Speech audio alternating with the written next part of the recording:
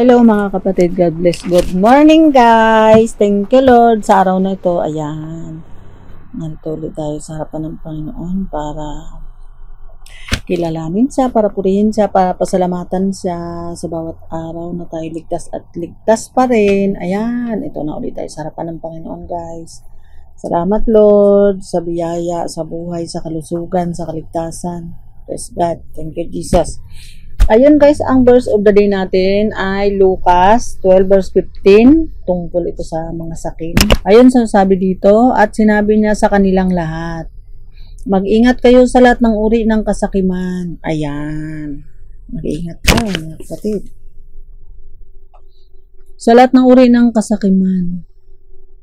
Sapagkat ang buhay ng tao ay wala sa dami ng kanyang kayamanan. Ayan.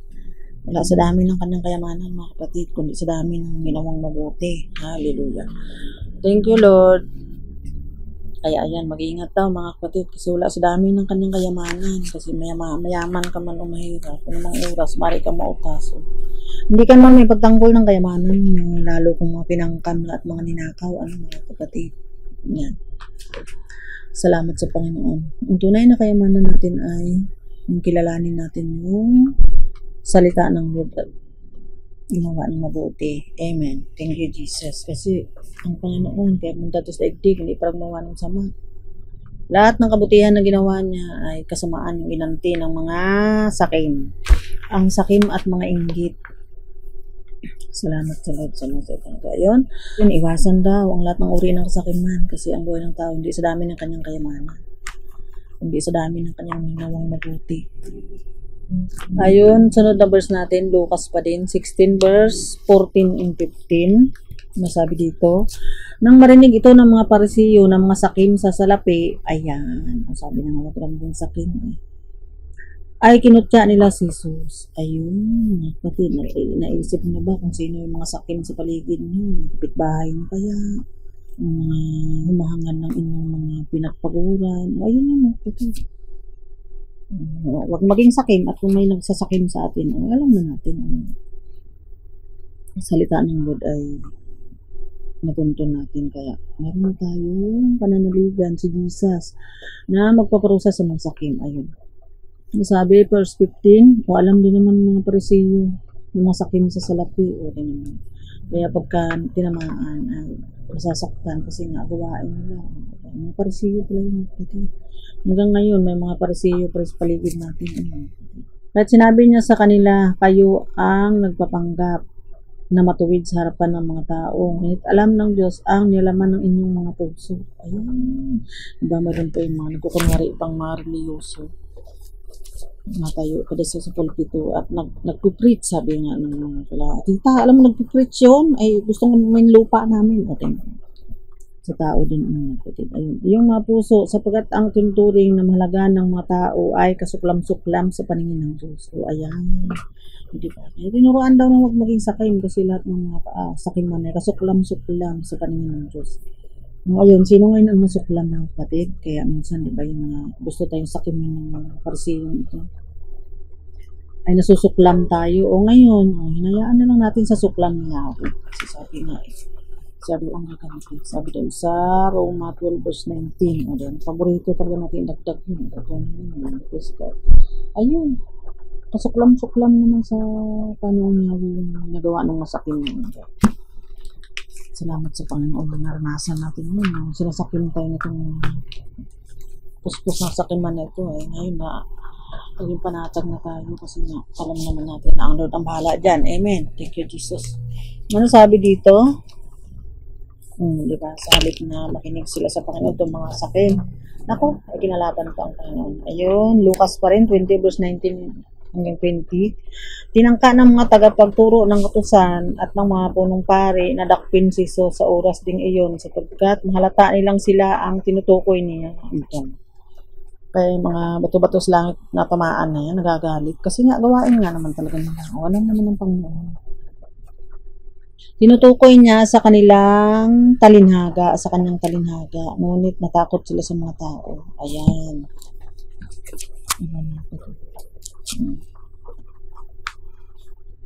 Yung mga Pariseo doon, alam nila na sila. Kasi mga sakim nga na sila. Isakim nga pinag-usapan.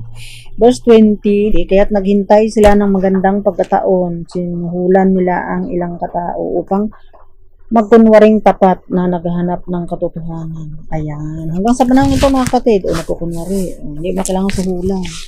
Nagkukusa na sila. Kunyari, bait-bait, pati hanggat sila si Jesus. Yung pala gusto lang makakamal ng kasasakin nila ito upang siluin si Jesus sa kanyang pananalita nang sa gayon ay mapa sa ilalim sa karapatan at kapangyarihan ng gobernador. Ayan. At yan sa ilalim ng pangyarihan ng mga gobernador na yan. Ako, dyan ang kasakiman na talaga namang maalingasa. O sila lang. Allah. May pandemic na nga. Nasa ilalim sila ng kasakiman kaya kanya-kanya sila, paramihan sila sa kanilang mga makakamukha. Hindi ba malinaw mga kapatid? Talaga naman. Oo. Kaya umiwas daw sa lahat ng uri ng kasakiman. Praise God. Thank you, Jesus. Kasi lahat naman yan ay nakikita ng Panginoon. Alam natin ang salita ng Panginoon. Huwag na natin bigyan ng pansin niya kung may mga tao sa paligid natin. Ano mga kapatid na isip niya. May kapitbahay ba kayong ganito?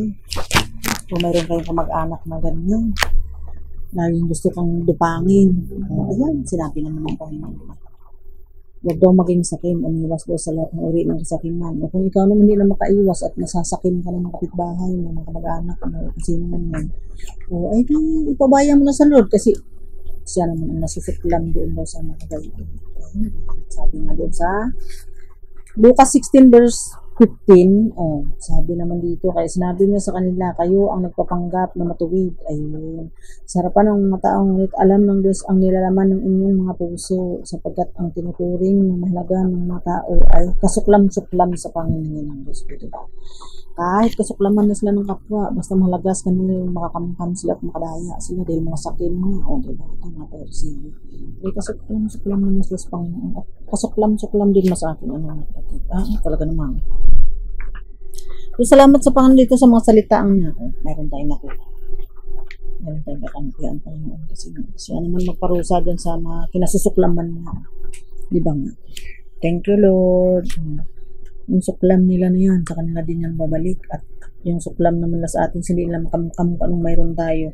O yung suklam naman ng Panginoon ang aanihin nila. Kaya, happy-happy lang. Thank you, Lord. Thank you, Jesus, sa lahat ng mga salitang ito na nasa nga naman natin ang mga kapatid. Nabiktima tayo nito mga sakim na ito. Pero kasuklam-suklam sila sa Panginoon, sabi nga doon sa Lucas 16 verse 15. Kaya ito, bayan natin sa Panginoon yan, huwag natin gantihin. Sabi nga doon sa Roma 12 verse 19, ipabayan natin sa galit ni Yahweh. At siya nga ang gaganti. Huwag doon natin gantihin. At hindi ka naman talagang kakaganti. At ay mga sakim na yan na nagbayad doon sa mga sinungaling. Basa natin kanina. Bayad sila ng mga sinungaling para ipahamak si Jesus, sabi doon sa Lucas 20:20. Hanggang ngayon, nagbabayad sila ng mga sinungaling para lang makakamukam sila ng pinahalagahan nila na kasuklam-suklam naman sa Panginoon. Sabi doon sa ating binasa, Lucas 16 verse 15. Ang Panginoon yan, masuklam Kaya natin sa suklam na Yahweh sila humarap. Yung suklam natin, pigilin na natin at baka tayo ipahamak pa. Thank you, Lord, sa mga salitang ito. Meron tayong kakampi ang Panginoon. Amen. Ayun, Lucas uli, 12 verse 16 hanggang 23.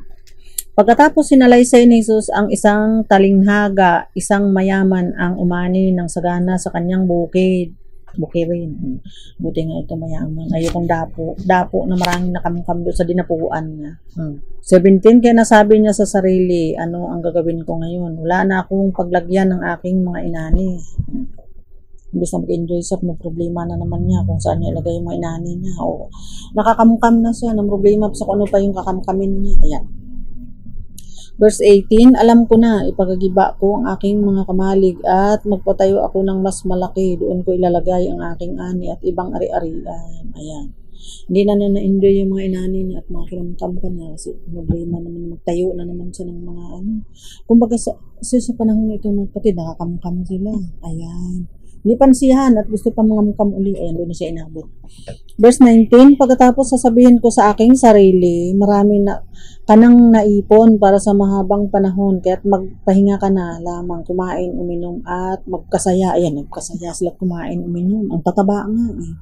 Parang mga hayop daw na kakatayin. Sabi doon sa Santiago 5, verse 1 hanggang 6, mga kapatid. Para silang hayop daw na kakatayin. Ayun, kaya't magpahinga na lamang at kumain, uminom, magpasaya. Ayun, nagpasaya nga naman mga sakim. Ngunit sinabi sa kanya ng Diyos, hangal. Ayan, kahangalan pa rin kasakiman at pagigingganid, mga kapatid. Sa gabi ring ito'y babawian ka na ng buhay. Kanino ngayon mapupunta ang inilaan mo para sa iyong sarili? Ayan. Wala siyang alam sa kapwa niya, basta siya nakakamukam. Ganyan ang sasapitin ng sinumang nag-iipon ng kayamanan para sa sarili, ngunit dukha naman sa paningin ng Diyos. Oh, ayan. Ano sinabi doon kanina sa Lucas 16 verse 15, kasuklam-suklam mo kaya nagpahalaga ng mga bagay sa digdig na ito. Dito naman sa Lucas 12:21, ganyan daw ang sasapitin ng sinumang nag-iipon ng kayamanan para sa sarili, ngunit dukha naman sa paningin ng Diyos. Oh, ayan. Yan ako naman, kapatid. Yung mga nanggaganon sa atin, pabayan natin sa Panginoon yan. Darating naman ang panahon, pagbabayaran naman yun. Thank you, Lord. Hallelujah. Ayun. 22, sinabi pa ni Jesus sa kanyang mga alagad, kaya't sinasabi ko sa inyo, huwag kayong mabalisa tungkol sa inyong buhay. Amen. O kung tayo may naranasan natin yung mga sakim na yan, ng suklam-suklam, ay huwag tayong mabalisa, hallelujah, tungkol sa inyong buhay, sa ating buhay, sa inyong kakainin o tungkol sa damit na kailangan ng inyong katawan. O tunay naman mga kapatid, dati halos na rin tayo mga kain. Kami sa aming sarili mga kapatid, isang malaking patotoo itong ating binabasa. Praise God, thank you Jesus. Kasi hindi na natin ng problema ngayon aming kakainin. Ayan, nakakapagbigay pa nga. Ang makakain ka ng 3 beses sa maghapon at alam mo na itong salita ng Lord, tapos may damit ka, may pagkain. Isang malaking kayamanan. Hallelujah. Damit na kailangan ng inyong katawan. Hallelujah. Makontento anong mayroon. Tapos may damit ka. Lahat yan galing sapagkat ang buhay higit pa kaysa pagkain at ang katawan kaysa damit. Mas malaga yung katawan kaysa damit. Kasi nga, kung katawan ay wala na, gaano magdaming damit sa aming susuot. Ayun mga kapatid, sapagkat ang buhay higit na pa kaysa pagkain. Ayan, ang dami kang pagkain. O yan, tulad ng mayaman na yun, doon sa verse 20. Namatay na nung gabi. Ayan, saan mo dalhin ng pagkain? Buang ka. Ayan, sapagkat ang buhay daw higit pa kaysa pagkain at ang katawan kaysa damit. Ayun, ayun lang yung ating pinangako ng Diyos. Yung ating pagdadamit, yung mga pagkain, may nakain tayo. Pero doon sa mga sakim, ay siyempre naman, pinalagahan nila yung kasuklam-suklam kaya. Kaya malinaw mga kapatid. Kaya kung tayo man ay hindi ganito, meron ganito sa atin yung sinusuklam tayo at gustong agawan. Ay, pagdahin natin sa Panginoon yan kasi ang Panginoon nasusuklam. Para lang sila sumisipa sa matulis na bagay kasi lahat ng ginagawa nila sa kanila din naman babalik sila rin na nanaanin. Alam ng Panginoon yun, nakikita niya. Sabi nga niya doon sa Lucas 16 verse 15, diba? Nakita niya. Alam daw niya yung mga hinahangal nitong mga sakim, sabi nga. Ayun. Kaya sinabi niya sa kanila, kayo ang nagpapanggap na matuwid sa harapan ng mga tao. Ayun, nagpapanggap pa yung mga reliyoso daw. Alam ng Diyos ang nalaman ng inyong mga puso. Hindi nga puso yung mairal na sila puro abdo. Sapagkat ang tuturing ng mahalaga ng mga tao ay kasuklam-suklam sa Panginoon. Ayun, malinaw po ba mga kapatid? Praise God, thank you Jesus. Ay, ang tinuring ng Panginoon na ginto, yung ating pananampalataya, sabi doon sa 1 Peter 1:7. Na dinadalisay niya, o kung tayo man ang karanas ng mga pagsubok, kasi sinasakim tayo nitong mga sakim sa salapi. Ay, magpatatag lang tayo kasi kasama yun sa pagbalisay sa atin ng Panginoon kung tunay ng ating pananampalataya at pananalig. Amen. Thank you, Lord. Thank you, Jesus. Ayan, buksan na rin natin ito mga kapatid. Lucas pa rin, 12 verse 29. Hanggang 32, ano sabi? Kaya huwag kayong labis na mag-isip. Ayan. Kung mula nung natuntunan natin ito mga kapatid, hindi na rin natin labis na pinag-iisipan yung mga nakabinbin na mga kaso dahil sa pangangamkam nitong mga sakim. Kasi pinaubayan na natin sa suklam ni Yahweh. Sabi nga doon sa ating binasa. At sa Romans 12 verse 19. Hallelujah. Ayun, meron tayong kakampi. Kahit nandito sa daigdig do, kakampi na yung batas. Kasi nabayaran nga siya, nagbayad nga siya ng sinungaling na saksi. Sabi sa binasa natin. Lucas 19 verse 20. O, nagbayad siya ng sinungaling. O, di ba hanggang ngayon, yung mga puspos ng kasakiman na yan, nakasuklam-suklam, nagbabayad pa yan. O, di mga batas mabayaran nila eh. Ay, yung mga batas naman doon sa daigdig do, nababayaran. Ay, ang Panginoon naman din man nila kayang bayaran. Kaya, ipabayan na natin sa Kanya. At alam naman daw niya. Hallelujah. Ayun doon sa ating binasa. Lucas 16 verse 15. Kaya malinaw mga kapatid. Kaya nagkaroon tayo ng panatagan dito. Ay, ako mga kapatid, napanatag ako dito sa mga pangako ng Panginoon. Hallelujah. At lagi na tayong busog. Sagana tayo sa damit. Sagana sa lahat ng bagay, pati nga sa panalita at kaalaman, sabi doon sa 1 Corinthians 1:5, naging masagana tayo. Kaya, tunay naman ang sinasabi ng Panginoon, huwag na daw kayo labis na mag-isip. Sabi ito sa nabasa natin, Lucas 12 verse 29 hanggang 32. Kayong labis na mag-isip kung saan kayo kukuha ng kakainin at inumin. Huwag na kayong mangamba. Tunay. Thank you, Lord. Hindi na tayo nangangamba. Ay talaga naman napakabuti ng Diyos. Isang malaking patutuo ito sa buhay natin, namin, mga kapatid. Kaya kung sino man nakakaranas nito, tatag-tatag lang. Pakinggan mo itong mensahe na ito ng Lord at basahin mo ng Biblia. Naku, bahala ang Panginoon niya. Ipubayan natin sa galit ni Yahweh, sabi nga. Hallelujah. Verse 30, ang mga bagay na ito ang pinagkabalahan ng mga taong di nananalig sa Diyos. Ay, tunay naman. O, diba? Malinaw mga kapatid. Nagpakabala dito yung mga taong nasamba nila ay kayamanan. Ayun daw pinagkabalahan nila. Balang-balang naman sila. Ng mga taong di nananalig sa Diyos, alam ng inyong Ama na kailangan ninyo ang lahat ng iyan at pinagkaloob na nga sa atin. Kapatid, ang saya-saya. Lagi na tayong busog, marami tayong bigas, nakapagbigay pa nga sa iba. Salamat sa Panginoon. Tapos yun naman mga tumanggap, hindi man lang nakita ang kabutihan ni Lord. Ayan, isa pa rin yung mga kapatid. Kaya wisdom din pag may time. Doon tayo sa magbigay sa yung marunong kumilala sa kabutihan ng Diyos. Hallelujah. 31, subalit bigyang halaga ninyo ng higit sa lahat ang kaharian ng Diyos at ibibigay niya sa inyo ang mga bagay na ito. Amen. Ayan. Di ba? Bigyan halaga natin kaharian ng Diyos. Ibig sabihin, bigyan natin halaga yung pagharian tayo ng Diyos. Hallelujah. Na nagpahalaga sa pananampalataya natin, sabi doon sa sa 1 Peter 1:7. Yung ating pananampalataya na tinuring niyang ginto na dinadalisay tayo kung karanas tayo sa pagsasakim nitong mga nagkukunwari. Tsaka nagbabayad pa sila ng mga patitunay naman. O, kahit ng batas ito. Nabiyaran nila kayo ng panahon ni Jesus, diba? Nagbayad sila ng mga sinungaling na saksi. O, tagumpay nga naman sila. Kaligtasan naman natin yun. Amen. Thank you, Jesus. Hallelujah. Ayan, ang hangarin natin mapagharian tayo ng Panginoon at ito yung kanyang pangako sa atin. Hindi na natin kailangan kulmahin mga damit, mga pagkain. Saganang-sagana nga tayo yung kakapagbigay tayo. Glory to God. Purihin siya. Amen. Ayun, sabi dito, Lucas pa rin 12:32, huwag kayong matakot munting kawan. Ay, hindi na nga rin naman tayo natatakot. Ano mga kapatid? Kita-kita natin para-hara din na parang mga jablong buwang. O, hindi na natin pinansin. Hallelujah. Halos magtuloy yung laway nila kung gusto makamukam kung anong mayroon ka. Samantalang ang dami ng anilang nakamukam. Bawa, hindi mo lang nasiyahan. Ay, kasi bukas ng libingan ngayon ka nang alam sabi nga doon sa Roma 3:13. Kaya, alam naman na natin na talagang ganun na talaga sila. Wala tayong gagawa. Ayun. Ngayon matakot munting kawan. Ayun, kasi alam naman ng Panginoon, nung unang tatakot tayo. Pero ngayon, ay naku, wala kayo dyan. Sapagkat kinalulgod ng inyong Ama na ibigay sa inyo ang kaharian. Ayun, kailangan pagharian tayo ng Panginoon. Huwag natin intindihin yung mga pagdamit at pagkain na yun kasi binigay naman na sa atin. Ang ating unahin yung mapagharian tayo ng Panginoon para lahat ng bagay na idaragdag sa atin. Hallelujah. Sabi nga doon, diba sa Matthew 6:33. Ayun, praise God. Ayun, nagbalik na tayo doon mga kapatid sa ating pinagsimulan, Lucas 12:15. Pero una sa lahat mga kapatid, tayong pinalahanan dito ng Panginoon. O, kasama na rin doon kung tayo man ay may nanggaganito sa atin. Ayun yun. Pabayan natin sa Panginoon kasi.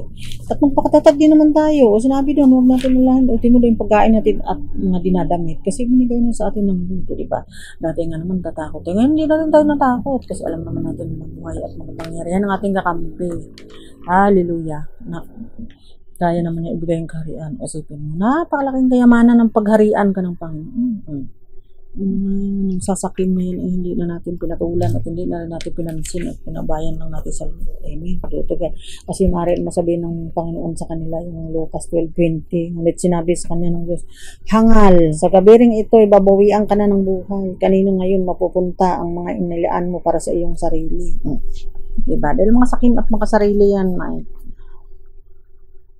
wala din man pupuntahan yung mga pinamukam nila at ginamit nila dahil sa kasakiman. Lahat ng kasinungalingan, nagbayad pa sila ng mga saksi na sinungaling lang sa kanilang kasakiman. So, lahat naman ay nakita ng Panginoon. Napanatag tayo. Pati yung mga pagkain natin, mga dinadamit natin, hindi na natin pinaproblema kasi dinagdag na ng Lord sa ating buhay. Dahil napagharian na nga tayo. Amen. Thank you, Jesus. Ayun, babalik na tayo doon sa ating pinagsimulan, mga kapatid. Basahin ko lang. At sinabi niya sa akin nilang lahat, sinabi sa ating lahat ngayon, mag-ingat kayo sa lahat ng uri ng kasakiman, sapagkat ang buhay ng tao ay wala sa dami ng kanyang kayamanan. Amen. Ayun, kung nasa gitna na kayo ng pagsasakim ng kapwa niyo, magpatatag lang kayo, sabi ng Panginoon, kasi siya ang bahala. Siya nagsabi. Sa gabi rin daw yun, bawian daw ng buhay yung sakim. Thank you, Lord. Ang tayo naman sa Kim, hindi magbago-bago na tayo para makalaya tayo sa suklam ni Yahweh. Amen. Thank you, Jesus. Ayan. I pray and declare na pati na may natutunan tayo dito. Kung tayo nakaranas nito, abay tatag-tatag lang at ang Diyos ang nakakaalam. Amen. Thank you, Lord. Ang palagahan natin ay yung pagharian na tayo kasi kaya naman niya ibigay yung kaharian. Kaharian at pagharian, isa lang yun. Thank you, Jesus. Ayun na, pati. Doon na tayo nagtapos. Thank you, Father God in heaven. Thank you, Jesus. Thank you, Holy Spirit. Amen. Glory to God. Hallelujah.